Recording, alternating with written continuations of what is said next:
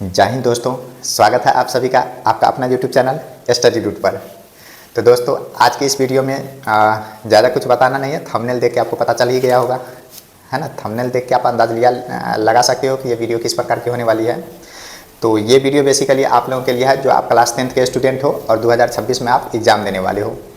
तो ऐसे स्टूडेंटों के लिए ये वीडियो ज़्यादा मददगार साबित हो सकता है, क्योंकि इस वीडियो में मैं आप लोगों को क्लास 10th की जो मैथ सब्जेक्ट का इंपॉर्टेंट क्वेश्चन है जो बोर्ड एग्जाम में पूछा जा चुका है या पूछने की संभावना है, ऐसी क्वेश्चन को मैं एक शॉर्ट रिवीजन आपको करवा रहा हूँ, है ना। ये शॉर्ट रिवीजन सिर्फ मैं क्वेश्चन का शॉर्ट रिवीजन नहीं करवा रहा हूँ, आपकी पूरी मैथ की सिलेबस में रिवीजन करवा रहा हूँ क्वेश्चन के मार्फत, क्वेश्चन के थ्रू, है ना।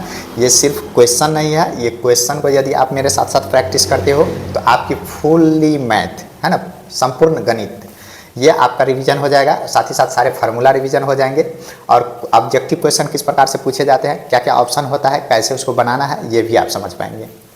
तो चलिए इस सेशन को शुरू करते हैं और सबसे पहला क्वेश्चन को देखते हैं। देखिए ये क्वेश्चन आपको बोर्ड पे दिख रहा है। तो सबसे पहला क्वेश्चन आपके सामने बोर्ड पे है कि बोल रहा है क्वेश्चन में कि इनमें से परिमेय संख्या को पहचानिए। तो परिमेय संख्या के लिए दोस्त हम आपको बता दें कि संख्या क्या होता है ना, संख्या दो प्रकार का होता है ना। सबसे पहले तो आप ये जानो कि संख्या दो प्रकार का होता है, वास्तविक संख्या और काल्पनिक संख्या। काल्पनिक संख्या, वास्तविक संख्या दो प्रकार का होता है दोस्त। एक परिमेय संख्या होता है और दूसरा अपरिमेय संख्या होता है। अपरिमेय संख्या होता है ना। परिमेय संख्या को यदि पहचानोगे ना तो आप तीन प्रकार के नंबर को याद रखना है ना। अपरिमेय संख्या को पहचानने के लिए देखो ये जो क्वेश्चन आपको बोर्ड पे दिख रहा है ना, मैं उसी का आंसर बता रहा हूँ। या तो संख्या देखो वास्तविक संख्या है, काल्पनिक संख्या के बारे में आपको सोचना ही नहीं है ना, उसके बारे में सोचना ही नहीं है। वास्तविक संख्या होगा, वास्तविक संख्या दो प्रकार का होता है, परिमेय संख्या और अपरिमेय संख्या। अपरिमेय संख्या मैं आपको बता रहा हूँ, यदि इस नंबर को आप पहचान गए तो बाकी इसके अलावा जो भी नंबर होगा वो परिमेय संख्या होगा। अपरिमेय के अलावा जो भी नंबर होगा वो परिमेय संख्या होगा। परिमेय संख्या बहुत ज़्यादा है ना, बहुत ही, जितना आप सोच सकते हो उतना नंबर सब के सब परिमेय संख्या ही है। अपरिमेय संख्या गिना चुना नंबर है ना। तो बेसिकली हम क्या करते हैं कि जो गिना चुना नंबर है उसको हम लोग ध्यान में ला लेते हैं, अपरिमेय संख्या को पहचान लेते हैं, उसके अलावा जो बचेगा वो परिमेय संख्या होगा, है ना। तो यही मैं आपको बता रहा हूँ। अपरिमेय संख्या को आप कैसे पहचानोगे, तो एक बात याद रखना कि पाई जो है सो अपरिमेय संख्या है। पाई क्या है, अपरिमेय संख्या है। इसके अलावा दूसरा परिमेय संख्या, दूसरा अपरिमेय संख्या जो होगा ना वो रूट अंदर में अभाज्य संख्या होगा, रूट के नीचे में अभाज्य संख्या होगा। अभाज्य संख्या क्या होता है, जैसे इसको हम लिखते हैं root under 2, root under 3, root under 5, root under 7, root under 9 नहीं होगा, 10 भी नहीं होगा, 11, रूट अंडर 13। ये जो भी नंबर है ना इसको अपरिमेय संख्या बोलेंगे हम, है ना। ये जो भी नंबर है इसको अपरिमेय संख्या बोलेंगे। या तीसरा नंबर आपको इस कैटेगरी में दिया जाएगा, दशमलव में दिया जाएगा। दशमलव को याद रखना इस तरह से कि दशमलव एक तो अशांत दशमलव होना चाहिए, है ना। जैसे देखिए हम लिख रहे हैं 1.32, 2.32, 3.2 और एक लिख रहे हैं 2.325312732 इस तरह से, है ना। ये दशमलव का 3 नंबर हम लिखे हैं दोस्त। देखो ये शांत दशमलव है, दशमलव के बाद 2 अंक तक ही जा रहा है तो इसको हम शांत दशमलव बोलेंगे। तो शांत दशमलव अपरिमेय संख्या नहीं होता है, इसको हम बोलेंगे अशांत दशमलव। देखो अशांत दशमलव, दशमलव के बाद नंबर बढ़ते जा रहा है, ये रुक 3 2 रिपीट कर रहा है, 3 2 रिपीट कर रहा है। तो ये अशांत तो है लेकिन नंबर रिपीट कर रहा है, नंबर रिपीट कर रहा है, तो ये भी अपरिमेय संख्या नहीं होगा। तो अपरिमेय संख्या कौन सा होगा, तो याद रखना दोस्त, दशमलव वाला नंबर अशांत होना चाहिए और नंबर रिपीट नहीं करना चाहिए। मतलब अगला नंबर हमें पता नहीं चलेगा कि कौन सा नंबर आने वाला है। देखो ये जो नंबर लिखा हुआ है ना इसमें हम बता नहीं सकते हैं कि अगला नंबर कौन सा नंबर आएगा। तो इस प्रकार के जो नंबर होगा ना, इस प्रकार का नंबर, इसको हम बोलेंगे अपरिमेय संख्या। तो याद रखिएगा कि संख्या, वास्तविक संख्या दो प्रकार का होता है, परिमेय संख्या और अपरिमेय संख्या।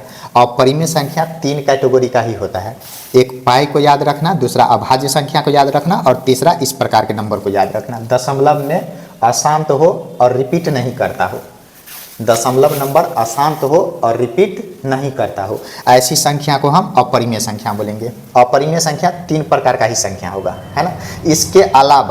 इसके अलावा और कोई संख्या नहीं है जो अपरिमेय संख्या है ना। तो इसके अलावा बाकी कुछ भी नंबर आपको दिख जाए, कुछ भी नंबर दिख जाए तो उसको हम परिमेय संख्या बोलेंगे। उसको क्या बोलेंगे? परिमेय संख्या। तो देखिए इस प्रश्न में जो आपके पास ऑप्शन दे रखा है, ऑप्शन दे रखा है √3, दूसरा ऑप्शन दे रखा है 2√2/√2, 4 + √5 और √6। तो इस प्रश्न में पूछ रहा है आपसे कि परिमेय संख्या क्या होगा। प्रश्न में पूछ रहा है परिमेय संख्या। तो बताइए, परिमेय संख्या बोलने का मतलब देखो, ये 4 में √5 जोड़ दिए, ये अपरिमेय संख्या है, तो ये जोड़ने पे टोटल अपरिमेय संख्या ही होगा। √3 ये अपरिमेय संख्या है ना, हम बता चुके हैं आपको। √6 देखो, इसको यदि हम लिखेंगे ना तो ये लिखेंगे √2 और गुने √3, मतलब अलग अलग भी हम ऐसे ही लिखेंगे। अपरिमेय संख्या, अपरिमेय संख्या मतलब ये भी अपरिमेय संख्या ही होगा, है ना। लेकिन यहाँ पे देखिए √2 और √2 कट जाएगा, क्या बचेगा? 2, और 2 अपरिमेय संख्या नहीं होगा। हमसे पूछ रहा है परिमेय संख्या, तो हमारा आंसर होगा ये, हमारा आंसर ये 2 जो है सो परिमेय संख्या है। चलिए अगला क्वेश्चन आपको बोर्ड पे दिख रहा है। बोल रहा है किसी धनात्मक पूर्णांक AB के लिए मौसक गुना लसक किसके बराबर होगा। तो याद रखना दोस्त, संख्या दे रखा है, संख्या क्या क्या दे रखा है? संख्या है A और B। इसके लिए बोल रहा है मौसक किसका? AB का, गुना लसक किसका? AB का, किसके बराबर होगा। तो याद रखना, दो संख्याओं का मौसा और लौसा का गुणनफल दोनों संख्या के गुणनफल के बराबर होता है ना। क्या लिखेंगे? संख्याओं के गुणनफल, है ना। सिंपल सा फार्मूला है, हम लोग एकदम बचपन से पढ़ते आ रहे हैं। मौसा गुने लौसा बराबर संख्या का गुणनफल, संख्या का गुणनफल। तो इसके अनुसार पूछ रहा है हमसे कि दो संख्याओं का लसा और मौसा को गुना करेंगे तो कितना होगा। तो यही होगा भाई A गुना B। हमारा आंसर क्या होगा? A Guna B। मतलब ऑप्शन में दे रखा है C नंबर में, C नंबर ऑप्शन में दे रखा है A गुना B। तो आप याद रखिएगा इस कंसेप्ट को कि दो संख्याओं के गुणनफल किसके बराबर होता है? दोनों के मौसा और लौसा के गुणनफल के बराबर होता है। साथ ही साथ आप ये चीज़ याद रखिएगा, यदि आपको मौसा और लौसा ढूंढने में समस्या हो रहा हो तो मौसा जो है, मौसा का मतलब याद रखना, ये जिस संख्या का मौसा होगा ना प्रत्येक संख्या को काटेगा। मतलब यदि A और B का मौसा यदि हम बोलते हैं H, मान लो X, A और B का मौसा X है तो ये X A को पूरा पूरा विभाजित करेगा और ये X B को भी पूरा पूरा विभाजित करेगा। मतलब x का भाग दोगे A में तो शेष 0 बचेगा और इसी x का भाग दोगे B में तो शेष 0 बचेगा। मौसा का मतलब यही होता है, जिस संख्या का मौसा है उस संख्या को मौसा पूरा पूरा काटेगा। लौसा का मतलब होता है दोस्त, AB का लौसा यदि मान लो y है, AB का लौसा y है, इसका मतलब A y को पूरा पूरा काटेगा, A y को पूरा पूरा काटेगा, शेष 0। B y को पूरा पूरा काटेगा, A भी पूरा पूरा काटेगा और B भी पूरा पूरा काटेगा। सिंपल सी भाषा में यदि हम आपको समझावे तो सबसे छोटा नंबर मौसा, उससे बड़ा नंबर संख्या, संख्या से भी बड़ा नंबर लौसा। मौसा संख्या को काटेगा, संख्या लौसा को काटेगा। तो इस कंसेप्ट को ध्यान रखना। मौसा और लौसा आप ऑब्जेक्टिव क्वेश्चन में बिना क्वेश्चन को बनाए भी आप आंसर कर सकते हो। आपको बोर्ड पे दिख रहा है। चलिए अगला क्वेश्चन आपको बोर्ड पे दिख रहा है। क्वेश्चन में कह रहा है कि घात 1 वाला बहुपद क्या कहलाएगा। तो देखो बहुपद का नाम जो हम लिखते हैं ना, बहुपद का नाम दो आधार से लिखते हैं, एक घात के आधार पे लिखते हैं और दूसरा पद के आधार पे लिखते हैं। बहुपद का नाम एक घात के आधार पे लिखते हैं और दूसरा पद के आधार पे लिखते हैं। घात के आधार पे यदि घात 1 है तो इसका नाम रैखिक बहुपद होता है, यदि घात 2 है तो इसका नाम द्विघात बहुपद होता है, यदि घात 3 है तो इसका नाम त्रिघात बहुपद होता है, त्रिघातीय बहुपद होता है। इसी तरह से हम नाम लिखते जाते हैं। इसी प्रकार से पदों की संख्या यदि एक है तो इसको एक पदी बहुपद बोलेंगे, यदि दो है तो दो पदी बहुपद, तीन है तो त्रिपदीय बहुपद बोलेंगे, है ना। इसी तरह से पद के हिसाब से भी नाम लिखा जाता है। तो प्रश्न को ध्यान से पढ़िए, बोल रहा है घात एक होगा तो उस बहुपद का नाम क्या होगा? तो घात एक होगा तो इस बहुपद का नाम रैखिक बहुपद होगा। क्या नाम होगा? रैखिक बहुपद होगा। और हमारा आंसर जो है सो ये सी नंबर होगा। आपको बोर्ड पे दिख रहा है, क्वेश्चन में कह रहा है कि त्रिघातीय बहुपद का व्यापक रूप क्या होगा।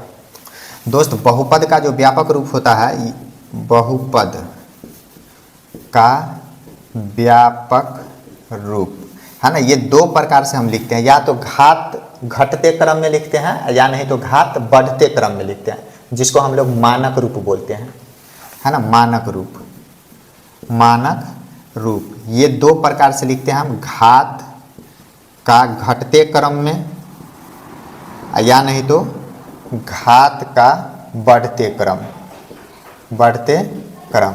ये दो प्रकार से हम बहुपद को लिखते हैं, सजाते हैं। तो बोल रहा है त्रिघातीय बहुपद, तो अभी हम इससे पहले वाले क्वेश्चन में बताए थे तीन घातीय बहुपद का मतलब घात कितना होना चाहिए? तीन। हम घटते क्रम में यदि लिखेंगे त्रिघातीय बहुपद को, त्रिघातीय बहुपद, इसको यदि इसका घात कितना होना चाहिए?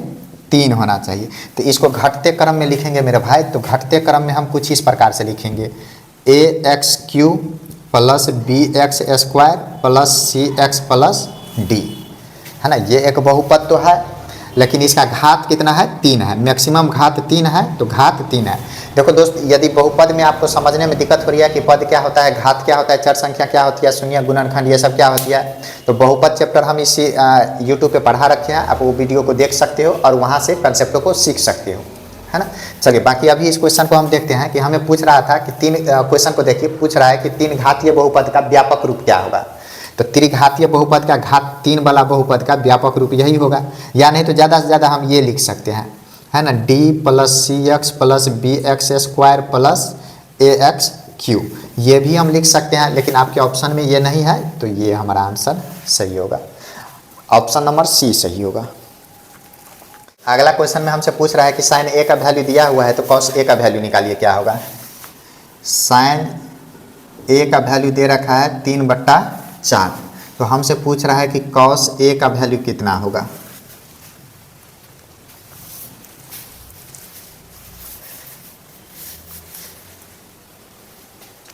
चलिए अगला क्वेश्चन हम देखते हैं, क्वेश्चन आपके बोर्ड पे है। क्वेश्चन कह रहा है कि साइन ए का मान 3/4 है तो कॉस ए का मान ज्ञात कीजिए। तो दोस्तों देखो, हमें पता है कि साइन थीटा क्या होता है, साइन थीटा होता है लंब अब बट्टा में कर्ण। मतलब यदि इस अनुपात से हम ये देखें तो इस अनुपात के अनुसार हम ये लिख सकते हैं, कह सकते हैं कि लंब यदि हमारा 3 है और कर्ण 4 है तो हमें एक कॉस थीटा के लिए आधार की आवश्यकता होगा। कॉस थीटा के लिए हमको आधार की आवश्यकता होगा। क्यों? क्योंकि कॉस ए का मान होता है आधार बट्टा में कर्ण। तो कर्ण तो हमको मेरे भाई पता है 4 है, लेकिन आधार तो नहीं है।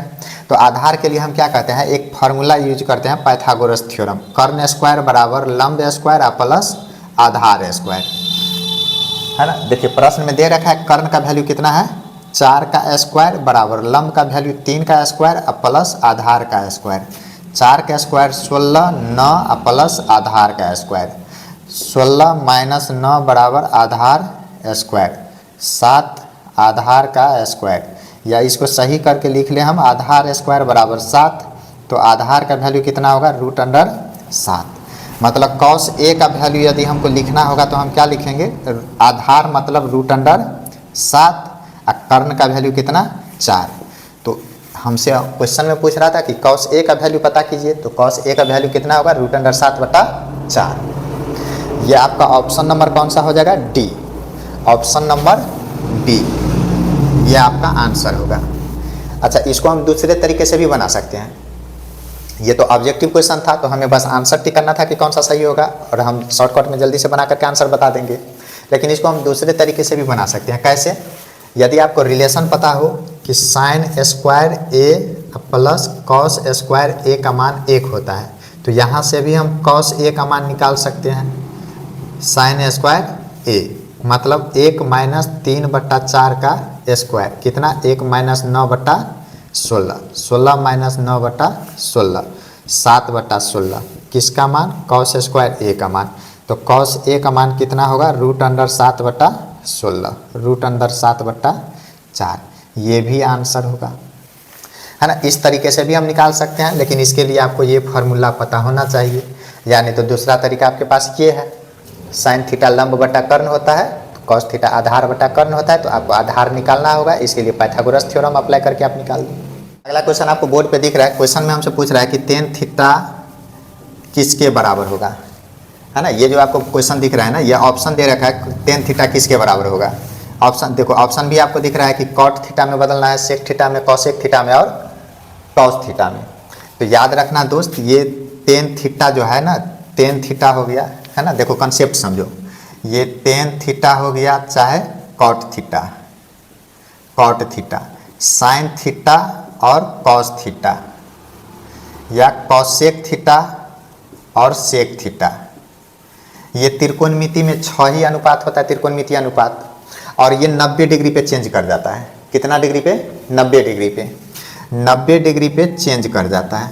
मतलब 90 माइनस थीटा जहाँ पे भी रहेगा ना, ये चेंज कर जाएगा। 90 माइनस थीटा पे कहाँ क्या होगा, चेंज करेगा। और किस में चेंज करेगा, तो टेन थीटा कॉट थीटा में चेंज करेगा, कॉट थीटा टेन थीटा में चेंज करेगा, कॉस थीटा साइन थीटा में चेंज करेगा, साइन थीटा कॉस थीटा में चेंज करेगा, कॉसेक थीटा सेक में और सेक थीटा कॉसेक में। कब 90 माइनस थीटा रहेगा, तो माइनस का मतलब 90 से कम, माइनस का मतलब 90 से कम, 90 डिग्री पे बदलेगा। और जब 90 माइनस रहेगा तो बदलेगा। 90 प्लस के लिए मत सोचना आप, 90 प्लस थीटा होने पे इसके लिए मत सोचना, है ना। इसके लिए भी चेंज करेगा, इसके लिए भी चेंज करेगा, लेकिन माइनस प्लस का अंतर आ जाता है दोस्त, है ना। 90 डिग्री पे बदलेगा, ये कॉट थीटा टेन में, टेन कॉट में, कॉस साइन में, साइन कॉस में, सेक कॉसेक, कॉसेक में, सेक में, है ना। 90 डिग्री पे बदलेगा, है ना, चाहे माइनस रहे या प्लस रहे बदलेगा। लेकिन प्लस वाला में कोनो कोनो माइनस में आ जाएगा, है ना। लेकिन माइनस वाला में सब के सब प्लस में रहेगा, टोटल सब के सब एक दूसरे में चेंज करेगा, लेकिन प्लस में ही रहेगा। और आपके सिलेबस में भी एनसीईआरटी का जो बुक दे रखा है उसमें यही दे रखा है ना। तो इसी बात को याद रखिए कि ये जो है सो चेंज करेगा, 90 डिग्री पे चेंज करेगा। कब, जब 90 से छोटा होगा, मतलब माइनस थीटा। और किस में बदलेगा, तो टेन कॉट में बदलेगा, साइन कॉसेक में और कॉसेक सेक में। इसका उल्टा भी सही है। तो टेन थीटा का हम किस में चेंज करेंगे, तो टेन थीटा को हम लिखेंगे कॉट 90 माइनस थीटा। किस में लिखेंगे, कॉट थीटा में बदलेगा, 90 माइनस थीटा। तो यह कौन सा ऑप्शन होगा, option number A, option number A आपका सही होगा, ए। अगला क्वेश्चन आपको बोर्ड पे दिख रहा है। क्वेश्चन में कह रहा है कि किसी बिंदु की एक्स अक्ष से दूरी उस बिंदु के लिए क्या कहलाता है। तो सबसे पहले तो मेरे भाई ये समझो कि ये जो है सो हमारा वाई एक्सिस होता है और ये एक्स एक्सिस होता है।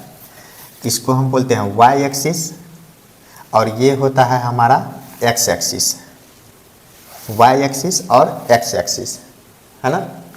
तो क्वेश्चन, एक्स एक्सिस को ही हम लोग बोलते हैं भुज, एक्स अक्ष को बोलते हैं भुज, है ना। ये एक्स अक्ष जो है ना उसी का नाम बोलते हैं भुज, और वाई अक्ष का नाम बोलते हैं वाई अक्ष, इसको बोलते हैं कोटि, वाई अक्ष को बोलते हैं कोटि।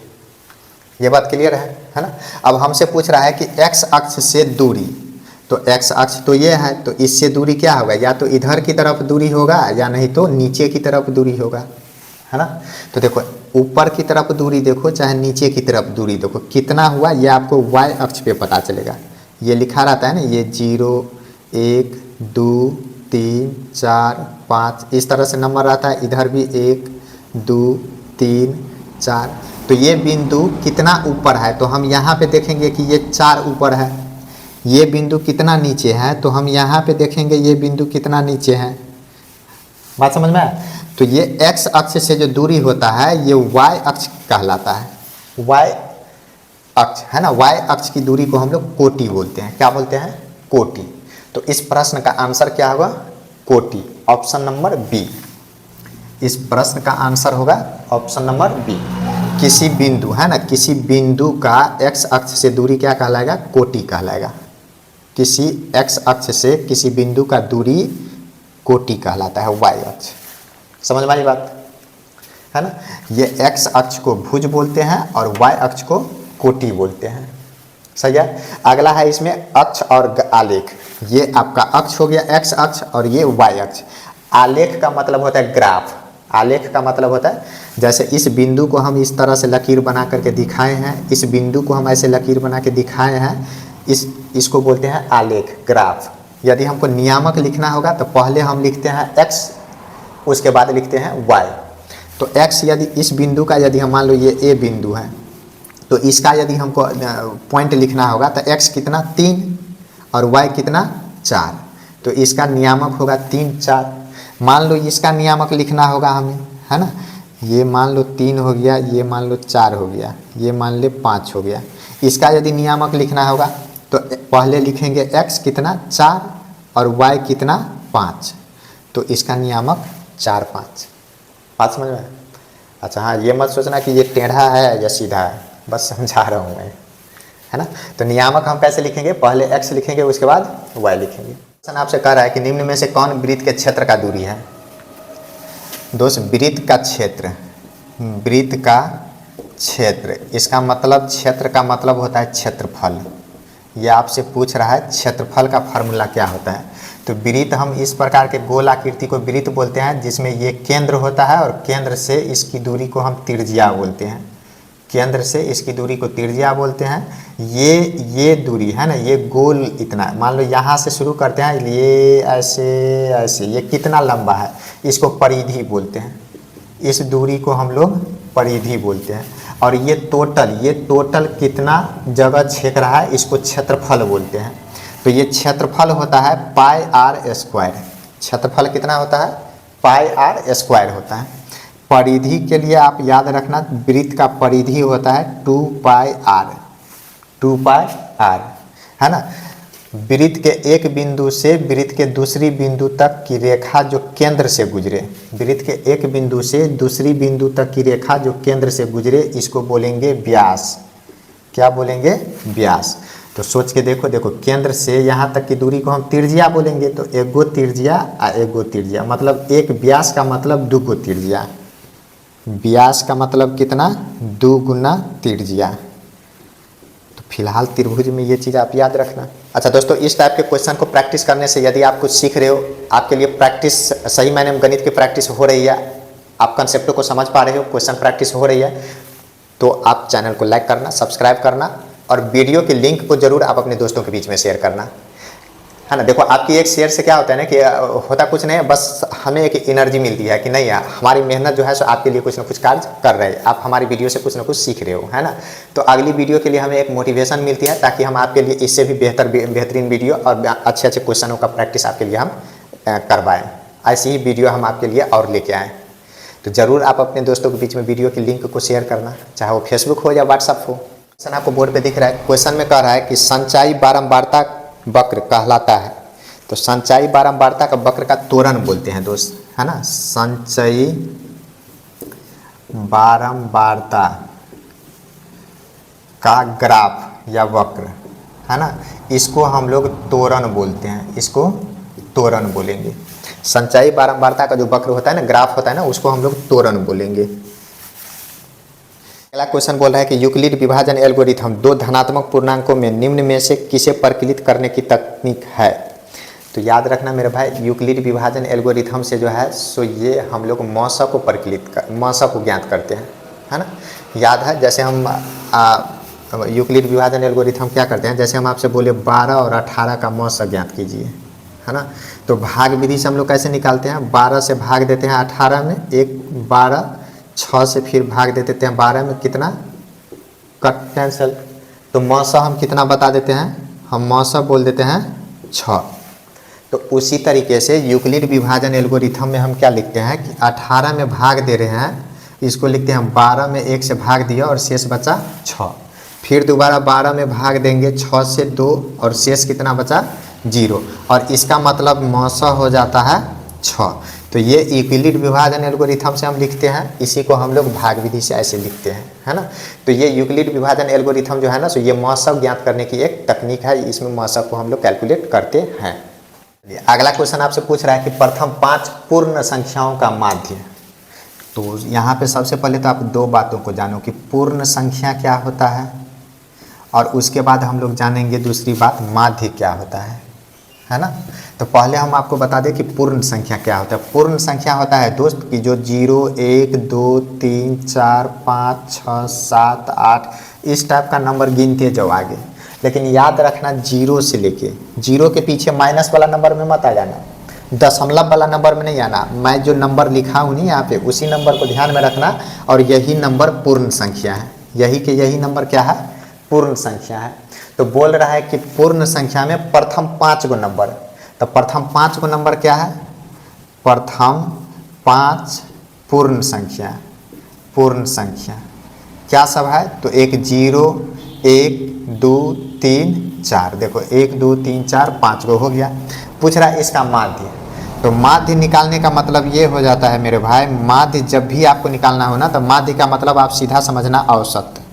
माध्य का मतलब औसत, और ये माध्य बोलो चाहे औसत बोलो, कैसे निकालते हैं, तो जितना संख्या दिया है, जो भी डाटा दिया है सबको जोड़ लेना और जितनी संख्या है उसे भाग दे देना, माध्य निकल जाएगा। तो क्या करेंगे हम, 0 + 1 + 2 + 3 + 4, टोटल कै गो है, 1 2 3 4 5, पहले ये बोल दिया है 5 गो है, तो 5 का भाग दे दो, तो कितना होगा, 4 3 7 2 9 और 1 10, 5 का भाग दे दोगे कितना, 2। मतलब इस प्रथम 5 पूर्ण संख्या का माध्य कितना होगा, 2 होगा।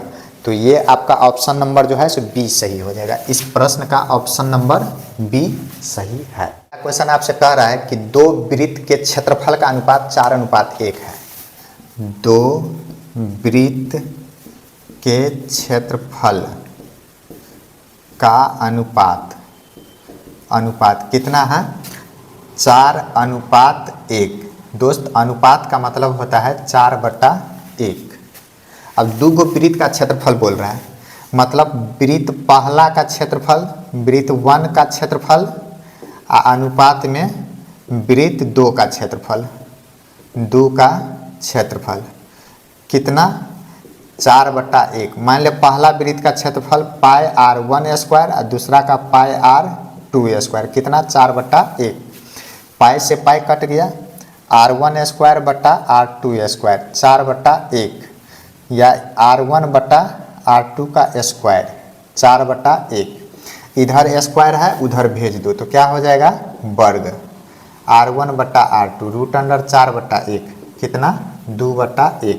मतलब r1 अनुपात r2 कितना, 2:1।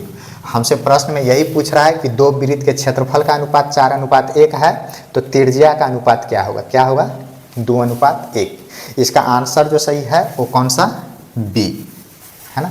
देखो दोस्त ये है क्या कि अभी ये क्वेश्चन के थ्रू मैं आपको कंसेप्ट भी समझा रहा हूँ, अब प्रैक्टिस भी करवा रहा हूँ, तो इसलिए थोड़ी सी कैलकुलेशन करनी पड़ती है, क्योंकि मुझे पता नहीं कि आप जो सामने से वीडियो देख रहे हो वो आप कितना जानते हो, है ना।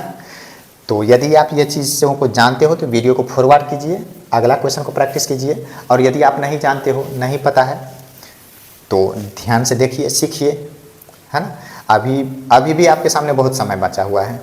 अभी भी यदि आप डेली बेसिस पे लगातार एक सीक्वेंस में पढ़ाई करते हो तो अभी भी बोर्ड एग्जाम के लिए बहुत समय बचा हुआ है आपके पास, बहुत रिवीजन कर सकते हो आप, है ना।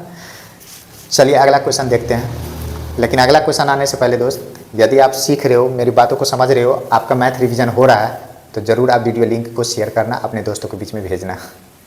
अगला क्वेश्चन बोल रहा है दोस्त कि tan थीटा का मान दे दिया है, tan थीटा का मान √3 है, तो थीटा का मान कितना होगा, है ना।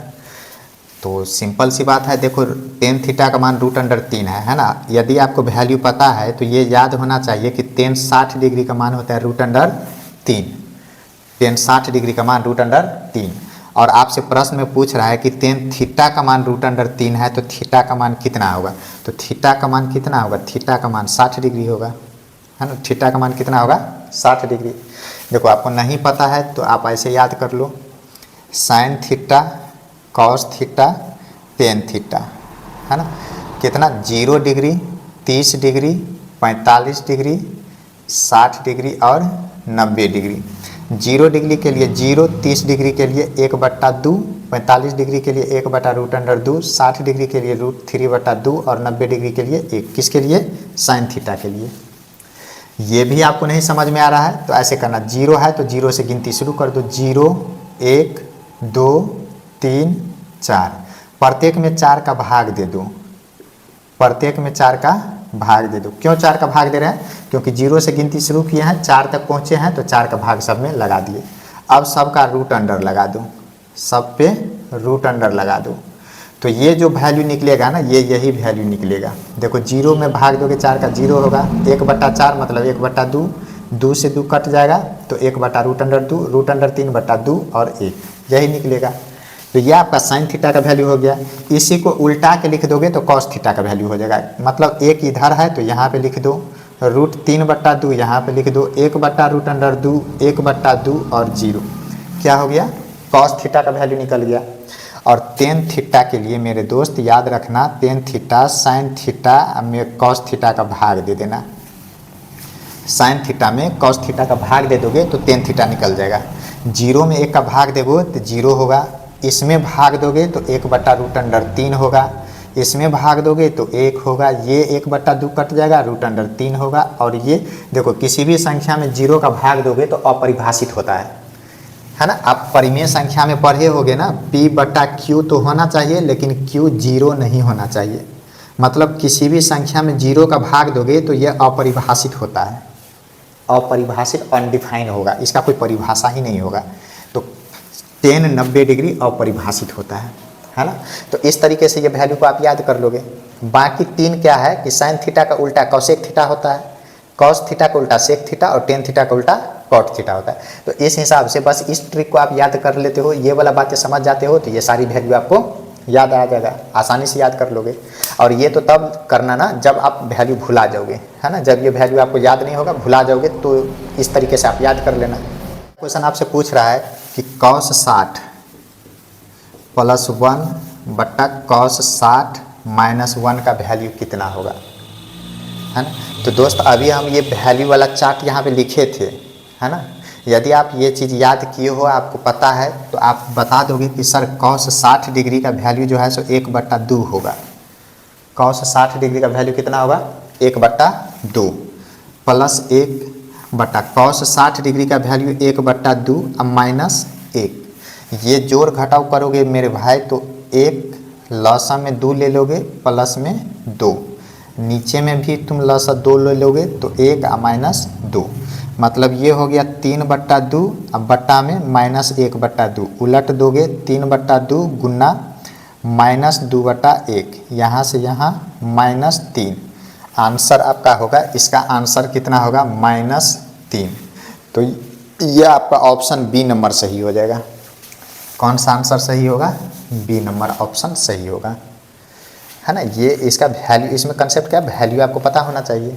और वैल्यू आपको याद है तो ठीक है, नहीं याद है तो अभी मैं जस्ट बताया था उस तरीके से आप याद कर लो वैल्यू। क्वेश्चन कह रहा है कि ये एक बहुपद दिया हुआ है x² + x + 1। कह रहा है कि इस बहुपद का 2 शून्यक है अल्फा और बीटा, है ना। प्रश्न में आप देख रहे हो, कह रहा है कि इस बहुपद का 2 शून्यक अल्फा और बीटा है। तो हमसे पूछ रहा है कि 1/α + 1/बीटा का वैल्यू कितना होगा। क्वेश्चन में यही पूछ रहा है कि 1/α + 1 बीटा का मान क्या होगा। देखो इसको यदि हम भिंजोड़ करेंगे तो लसा क्या होगा? अल्फा गुने बीटा, अल्फा से भाग देंगे तो कट जाएगा बीटा, अब प्लस बीटा से भाग देंगे तो कट जाएगा अल्फा। अब इसका वैल्यू निकालना है। कहने का मतलब आप यहाँ पे देख रहे हो कि शून्यकों का जोड़ और शून्यकों का गुणा। द्विघात समीकरण दोस्त यदि आप पढ़े होगे, द्विघात समीकरण, है ना, क्या होता है? व्यापक रूप ax² + bx + c = 0 होता है। मतलब a क्या है? x² का गुणांक, b है x का गुणांक और c अचर पद है। यहाँ पे देखो द्विघात समीकरण है तो 2 गो शून्यक होगा। मान लेते हैं हम 2 गो शून्यक अल्फा और बीटा है, तो शून्यकों का योगफल जो होता है मेरे भाई, ये होता है -b/a और शून्यकों का गुणनफल होता है c/a। इस फार्मूला को यदि आपको पता है ये बातें कि गुणनफल शून्यकों का योग होता है -b/a और शून्यकों का गुणनफल c/a, तो यहाँ पे आप बड़ी आसानी से बोल दोगे कि सर ये जो समीकरण दिया हुआ है इसमें जो है सो a का वैल्यू x² का गुना a, b मतलब x का गुणांक a और c मतलब ये भी 1, है ना। तो आप बड़ी आसानी से बता दोगे कि सर अल्फा प्लस बीटा का वैल्यू होता है माइनस बी बटा ए, मतलब माइनस बी का मान 1 बटा ए मतलब 1, कितना -1। अल्फा गुने बीटा ये होता है सी बटा ए, सी का मान 1 और ए का मान 1, ये भी 1, और ये वैल्यू हम यहाँ पे रख देंगे -1 बटा 1, तो ये हो जाएगा -1। मतलब हमसे जो ये वैल्यू पूछ रहा था ना, इसका आंसर कितना होगा -1। ऑप्शन नंबर आपका ये सही है बी। ये कौन सा ऑप्शन नंबर सही है? बी ऑप्शन सही है, बी, है ना। बहुत ही अच्छा क्वेश्चन है दोस्त, आसान सा क्वेश्चन है, बस आपको एक कंसेप्ट पता होनी चाहिए, आपको कंसेप्ट पता होनी चाहिए। क्वेश्चन आपके बोर्ड पे दिख रहा है, अगला क्वेश्चन ये जो दिख रहा है ना, इसमें बोल रहा है कि द्विघात बहुपद का मूलों का योगफल 2 और द्विघात बहुपद के गुणनफल दे रखा है 15। मतलब द्विघात समीकरण है तो उसका जो है सो 2 गो शून्यक होगा, तो दोनों शून्यक का गुणनफल 2 है और गुणनफल कितना है -15। तो पूछ रहा है आपसे कि 4 गो ऑप्शन नीचे लिखा हुआ है, पूछ रहा है कि कौन सा समीकरण होगा, द्विघात बहुपद कौन सा होगा, है ना। तो देखिए द्विघात बहुपद को जो यदि हम लिखना चाहे, द्विघात बहुपद, है ना, ये लिखना चाहे तो हम इसको ऐसे लिख सकते हैं x² माइनस शून्यकों का योग, शून्यकों का योग इंटू x प्लस शून्यकों का गुणनफल, शून्यकों का गुणनफल, ये हमारा द्विघात बहुपद होता है। मतलब यदि द्विघात बहुपद का शून्यक हम अल्फा और बीटा मान ले तो इसको इस प्रकार से लिख सकते हैं x² minus alpha plus beta into x plus alpha into beta, ये हमारा द्विघात बहुपद हो जाएगा। इस कंसेप्ट को आप याद रखोगे, इस बात को आप याद रखोगे। द्विघात बहुपद लिखना है तो x² माइनस शून्यकों का योगफल इंटू एक्स प्लस शून्यकों का गुणनफल, ये द्विघात बहुपद है। यदि समीकरण बोलता तो बराबर में 0 लगा देते, समीकरण बोलता द्विघात समीकरण तो बराबर में 0 लगा लेते। तो चलिए इसका वैल्यू हमको दे रखा है, शून्यकों का गुणन योगफल कितना 2, तो x² माइनस 2x प्लस गुणनफल दे रखा है माइनस में 15, तो ये हो जाएगा x² माइनस में 2x माइनस में 15। तो ये आंसर देखिए कहाँ पे है, ये ऑप्शन नंबर डी में है, ऑप्शन नंबर डी में ये आंसर होगा आपका। चलिए अगला क्वेश्चन देखते हैं ना, ये ऑप्शन नंबर डी। क्वेश्चन बोल रहा है कि Q बिंदु से कोई वृत्त, मान लेते हैं हम ये एक वृत्त है,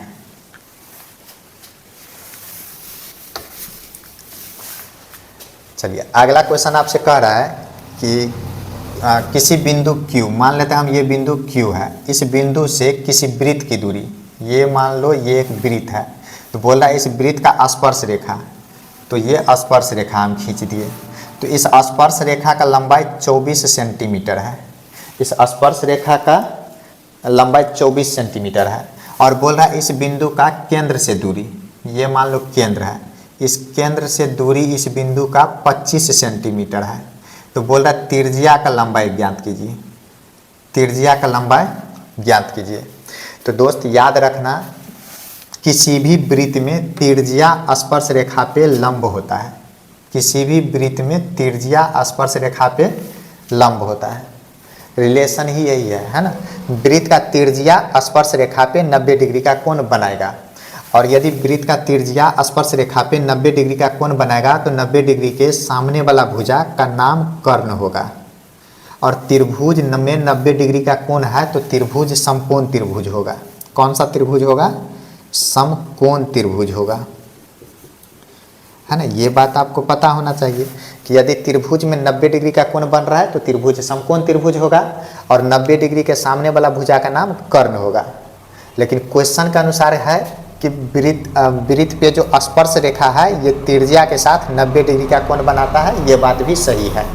तो इतनी जानकारी आपको होनी चाहिए, और यदि ये जानकारी आपको पता है मेरे भाई तो आप आसानी से बोलोगे कि सर तब तो हम पाइथागोरस थ्योरम को लिख सकते हैं लंब स्क्वायर प्लस आधार स्क्वायर। मतलब यदि कर्ण हमारा 25 सेंटीमीटर है तो 25 का स्क्वायर बराबर, मान ले यही लंब है 24 का स्क्वायर, तो एक भुजा तो निकालना पड़ेगा ना, आधार स्क्वायर, एक भुजा तो निकालना पड़ेगा, ये वाला भुजा। मान लेते हैं त्रिज्या r, चाहे आधार ही रहने दोगे तो आधार रहने दो। तो 25 का स्क्वायर कितना होगा 625, 24 का स्क्वायर होगा 576 और प्लस एक्स स्क्वायर, इसको इधर ला लो।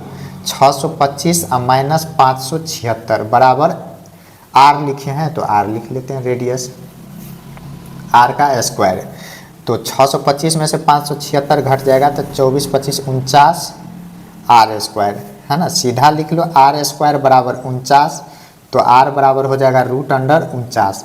रूट अंडर में से कोई भी संख्या मेरे भाई जोड़ा लगा करके निकलता है। देखो 49 को हम 7 × 7 लिख सकते हैं और जोड़ा लग गया तो बाहर निकल जाएगा कितना 7, मतलब त्रिज्या का वैल्यू कितना होगा 7 सेंटीमीटर।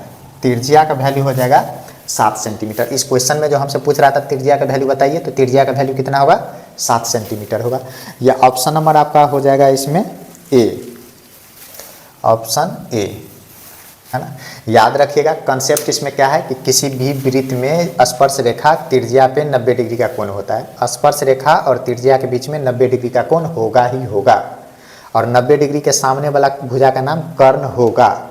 त्रिभुज में यदि 90 डिग्री का कोण है तो उसका नाम समकोण त्रिभुज होगा। समकोण त्रिभुज होगा तो पाइथागोरस थ्योरम लगेगा, मतलब त्रिज्या का वैल्यू 7 होगा। अगला क्वेश्चन कह रहा है दोस्त, अगला क्वेश्चन कह रहा है, ध्यान से देखिए। अगला क्वेश्चन कह रहा है कि -4 और 3 किस चतुर्थांश में है। तो सबसे पहले तो आप ये जान लो कि चतुर्थांश है क्या। तो ये x अक्ष और ये y अक्ष है ना, ये हमारा x अक्ष हो गया और ये y अक्ष हो गया, और ये दोनों मिल करके एक समतल को 4 हिस्से में बांट दिया। पहला हिस्सा, दूसरा हिस्सा, तीसरा हिस्सा और चौथा हिस्सा। ये x अक्ष और ये y अक्ष मिल करके किसी समतल को कितने हिस्से में बांटता है 4 हिस्से में, और 4 हिस्से मतलब एक चतुर्थांश। पहला चतुर्थांश, द्वितीय चतुर्थांश, तृतीय चतुर्थांश और ये चतुर्थ चतुर्थांश, है ना। 4 हिस्से में बांट देता है ना, एक हिस्से को एक चतुर्थांश बोलेंगे। तो ये पहला वाला चतुर्थांश, दूसरा वाला, तीसरा वाला और चौथा वाला। नाम ऐसे ही याद रखना, इस ऐसे नहीं बोल देना ये दूसरा है, ये पहला, ये दूसरा, तीसरा, ऐसे नहीं बोलना। ऐसा नहीं करना ये पहला है, ये दूसरा है, ये तीसरा है, ये चौथा, ऐसे नहीं होगा। जो लिखे हैं उसी को ध्यान में रखना। ये पहला चतुर्थांश, दूसरा, तीसरा और ये चौथा। अब ध्यान से देखो मेरे भाई, ये x अक्ष और सॉरी ये x अक्ष और ये y अक्ष, इसको बोलते हैं मूल बिंदु 0। मूल बिंदु से आगे प्लस होता है, मूल बिंदु से ऊपर प्लस होता है, मूल बिंदु के पीछे माइनस होता है, मूल बिंदु के नीचे माइनस होता है। मतलब इसमें यदि कोई बिंदु होगा तो इसका नियामक क्या लिखते हैं, नियामक। किसी भी बिंदु का हम नियामक जो लिखते हैं ना, नियामक, तो पहले x कोऑर्डिनेट लिखते हैं, उसके बाद y कोऑर्डिनेट लिखते हैं, है ना। तो देखिए x कितना है, y कितना है, हम इस पे बहस नहीं करते हैं, हम लिखते हैं x जो हमारा होगा वो प्लस में होगा और y जो होगा वो भी प्लस में होगा। दूसरा क्वाड्रेंट में हम देखेंगे, दूसरी चतुर्थांश में, तो x हमारा माइनस में होगा और y हमारा प्लस में होगा। देखो x हमारा माइनस में होगा और y प्लस में होगा। तीसरे में देखेंगे तो पहले x लिखेंगे तो x हमारा माइनस में होगा और y हमारा ये भी माइनस में होगा। चतुर्थ में देखेंगे तो चतुर्थ में x हमारा प्लस में होगा और y हमारा माइनस में होगा। तो आप ये जो नंबर लिखा हुआ है -4 और 3, है ना, ये जो नंबर लिखा हुआ है, बताइए ये कोऑर्डिनेट किस चतुर्थांश में है। मतलब x हमारा माइनस में है और y हमारा प्लस में है। तो आप बताओगे सर ये दूसरा वाला में है, x माइनस में और y प्लस में। तो ये दिया गया बिंदु, दिया गया नियामक किस चतुर्थांश में है, द्वितीय चतुर्थांश में है।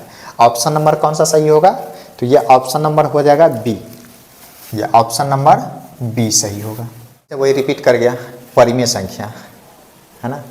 चलिए ऑप्शन नंबर दे रखा है √3, 2√2 बट्टा √2, 4 + √5 और √6। हाँ, तो इसमें हमको पहचानना है परिमेय संख्या, इसमें हमें पहचानना है परिमेय संख्या। परिमेय संख्या के बजाय हम पहचान लेते हैं अपरिमेय संख्या, अपरिमेय संख्या को पहचान लेते हैं। और अपरिमेय संख्या 3 ही प्रकार का होता है, एक पाई होता है, दूसरा √2, √3, √5, √7, √8, 9, 10, 11, ये सब को हम परिमेय संख्या बोल सकते हैं। 10 भी हो सकता है ना। 10 को बोलने का मतलब 2 × 5, अपरिमेय संख्या आ सकता है ना। कहने का मतलब रूट अंदर में क्या होना चाहिए, अभाज्य संख्या होना चाहिए। और दूसरी बात क्या है, और दशमलव वाला में कुछ इस प्रकार से 1 5 7 2 9 7 8 4 इस तरह से, है ना। मतलब दशमलव के बाद नंबर रुक नहीं रहा है और अगला नंबर रिपीट नहीं कर रहा है। तो ये 3 कैटेगरी का नंबर है ना, इसी को हम अपरिमेय संख्या बोलेंगे। ये कैटेगरी का नंबर है दोस्त, इसके लिए आप याद रखना कि रूट के नीचे में अभाज्य संख्या होना चाहिए। रूट के नीचे में अभाज्य संख्या, अभाज्य संख्या, है ना। अब इसको लेकर के टेंशन नहीं लेना, है ना। चलो इसको हटा ही लेते हैं। √11, √13, रूट के नीचे में कौन सा संख्या होना चाहिए, अभाज्य संख्या होना चाहिए। ये 3 नंबर ही अपरिमेय संख्या, इस 3 नंबर को छोड़ दोगे तो बाकी जो भी नंबर है सबके सब क्या है, परिमेय संख्या है। तो ये दिया गया ऑप्शन में से यही 3 नंबर को हम छांटते हैं। देखिए ये संख्या हमारा अपरिमेय संख्या हो गया, अपरिमेय संख्या हो गया। ये जो दिया हुआ है ना, इसमें से देखो ये काट दोगे, ऊपर नीचे √2 कट जाएगा तो क्या बचेगा 2, तो ये परिमेय संख्या होगा। यहाँ पे देखिए √5 अपरिमेय संख्या है, तो इसमें कुछ जोड़ दोगे तो अपरिमेय ही होगा। √6 में क्या है कि ये √2 और √3, मतलब √2 और गुने √3, अपरिमेय अपरिमेय। तो आंसर हमारा कौन सा होगा, आंसर हमारा बी नंबर होगा। क्यों, क्योंकि ऊपर नीचे रूट कट जाएगा, क्या बचेगा 2, और 2 हमारा क्या है, परिमेय संख्या है। क्वेश्चन आपके बोर्ड पे दिख रहा है, क्वेश्चन लिखा हुआ है ना। ऑप्शन हम यहाँ पे लिखे हैं। तो हमसे इस क्वेश्चन में पूछ रहा है कि ये जो 4 ऑप्शन दे रखा है इसमें से कौन सा बहुपद नहीं है, बहुपद नहीं है। तो बहुपद होने के लिए दोस्त आपको 2 बातों का ध्यान रखना होता है। बहुपद के लिए एक बात का ध्यान रखना पड़ता है कि घात क्या होना चाहिए, घात पूर्ण संख्या होना चाहिए। घात पूर्ण संख्या, पूर्ण संख्या मतलब 0 1 2 3 4 5 इस टाइप का नंबर घात होना चाहिए, है ना। लेकिन आप क्या है कि ये इस कंसेप्ट को आप बहुत विद्यार्थी नहीं समझ पाता है। तो आप ये रखो कि बहुपद हम उसी इस प्रकार का जो व्यंजक लिखा है ना, इस व्यंजक में से बहुपद हम उसी को बोलेंगे जिसका चर संख्या, जिसका चर संख्या रूट अंडर में नहीं होना चाहिए, रूट अंडर में नहीं होना चाहिए, है ना। जैसे मान लो ये x लिख दे, इस प्रकार से नहीं होना चाहिए। चर संख्या का पावर बट्टा में नहीं होना चाहिए, 1/2 को नहीं देखना, बट्टा में नहीं होना चाहिए, है ना। यदि ये लिख दिया चाहे 5/3 लिख दिया, बट्टा में नहीं होना चाहिए। चर संख्या का पावर माइनस में नहीं होना चाहिए, चर संख्या का पावर माइनस में नहीं होना चाहिए। चर संख्या बट्टा में नहीं होना चाहिए। बात समझ में आया। तो इस प्रकार का यदि कहीं पे व्यंजक में दिख जाए ना तो वो बहुपद नहीं होगा, वो बहुपद नहीं होगा। चर संख्या का पावर दशमलव में नहीं होना चाहिए, है ना। 0.5 का मतलब दशमलव में नहीं होना चाहिए, 7.8 भी हो सकता है ना।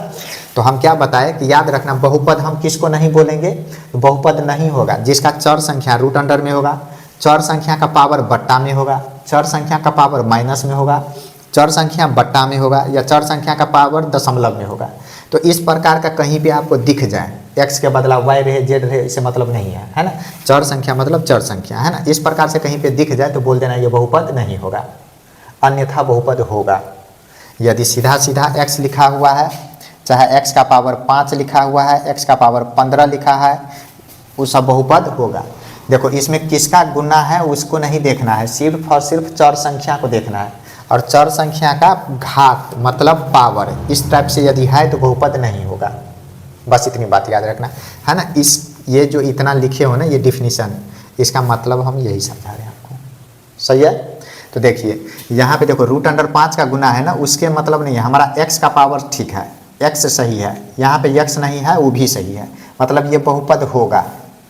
ये भी x सही है, ये सही है। देखो यहाँ पे रूट अंडर बट्टा में है, उससे लेना देना नहीं है, x नहीं ना है, x बट्टा में नहीं होना चाहिए, ये भी सही है, बहुपद होगा। यहाँ पे देखिए x बट्टा में है तो ये बहुपद नहीं होगा, ये बहुपद। तो हमसे क्वेश्चन में पूछ रहा है कि ये 4 ऑप्शन में से कौन बहुपद नहीं होगा, तो कौन बहुपद नहीं होगा, सी नंबर नहीं होगा। इस प्रश्न का आंसर क्या होगा, इस प्रश्न का आंसर सी नंबर होगा। हमसे क्वेश्चन में पूछ रहा है कि कौन बहुपद नहीं होगा, तो ये सी नंबर बहुपद नहीं होगा। क्यों, क्योंकि चर संख्या बट्टा में है ना। अच्छा पावर का यदि आप जानते हो ना, यदि पावर वाला आप जानते हो, घात घातांक करनी ये सब जानते हो, तो आप समझ जाओगे कि इसको ऊपर ले जाएंगे तो पावर माइनस में आ जाएगा, और माइनस में आ जाएगा तो ये पूर्ण संख्या नहीं होगा, है ना। तो नहीं जानते हो तो इस बात को याद रखो, चर संख्या रूट में नहीं होना चाहिए, बट्टा में नहीं होना चाहिए, चर संख्या का पावर माइनस में नहीं होना चाहिए, चर संख्या का पावर दशमलव में नहीं होना चाहिए, चर संख्या बट्टा में नहीं होना चाहिए। इस बातों को याद रखो। यदि ऐसा दिख जाए तो मना कर देना, बहुपद नहीं होगा ये, है ना। वैसे आप घात और घातांक और करनी जानना चाहते हो तो इसी यूट्यूब चैनल पे आप प्लेलिस्ट में जाइए, वहाँ पे एक वीडियो बनी हुई है घात घातांक करनी वाला, वहाँ से आप ये पावर को खेल समझ सकते हो। तो चलिए इस वीडियो में आज के लिए इतना ही दोस्त। उम्मीद करते हैं कि ये इतने क्वेश्चनों से आपका बहुत गणित में थोड़ा मतलब एक हद तक जो है सो आपका प्रैक्टिस हुआ होगा, कंसेप्ट को सीखे होंगे आप, और चैप्टर बाय चैप्टर आपका बहुत सारे चैप्टरों का रिवीजन हुआ होगा, बहुत सारे फार्मूला का आप रिवीजन कर पाए होंगे। ऐसे ही वीडियो मैं डेली बेसिस पे आप लोगों के लिए लेकर आता रहूँगा, है ना। प्रयास करूँगा कि डेली बाय डेली आपके लिए इस प्रकार के क्वेश्चन को लेकर आए, 20-25 क्वेश्चन डेली आपको प्रैक्टिस करवाए। लेकिन इससे पहले दोस्त, यदि मेरी मेहनत से आप कुछ सीख रहे हो, मेरी मेहनत आपके लिए सही दिशा में काम कर रही है, तो वीडियो को लाइक करना, सब्सक्राइब करना और अपना एक प्यारा सा कमेंट जरूर बताना कि आपको किस प्रकार का वीडियो चाहिए, किस टॉपिक में आपको प्रॉब्लम है। तो इसके लिए हम इंडिविजुअल से अलग से एक वीडियो बनाएंगे, है ना। Okay, thank you.